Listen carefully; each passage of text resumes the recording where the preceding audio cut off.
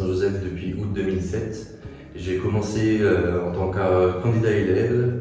Ensuite, j'ai été 2 ans apprenti moniteur éducateur et j'ai été diplômé en 2010, en juillet 2010.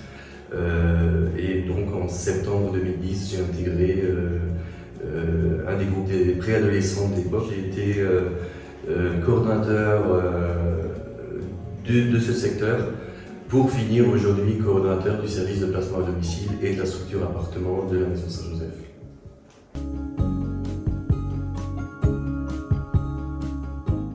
Alors je pense qu'on peut avoir confiance en moi, en tout cas c'est comme ça que je travaille avec mes collègues et aussi avec les familles et les jeunes.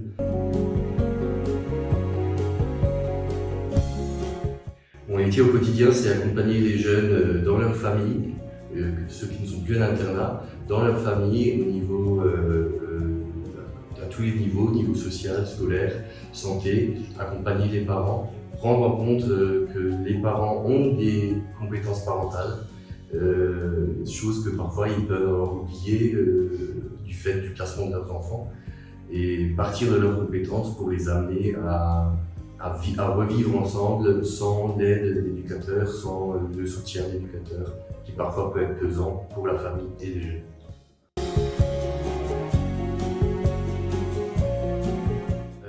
Alors dans mon métier, je pense que déjà il faut être humble, et il faut savoir aussi que c'est un métier dans lequel on apprend tous les jours.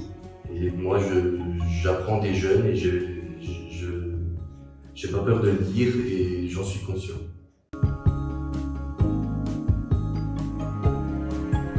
Alors j'ai 2 bons souvenirs passés à la Maison Saint-Joseph entre autres, j'en ai qu'un mais en 2 qui me viennent là. Le premier il est un petit peu plus général, c'est quand je revois d'anciens jeunes qui reviennent me dire bonjour ou dont j'ai des nouvelles au téléphone, de savoir ce qu'ils sont devenus. Il y en a qui ont fait un beau parcours.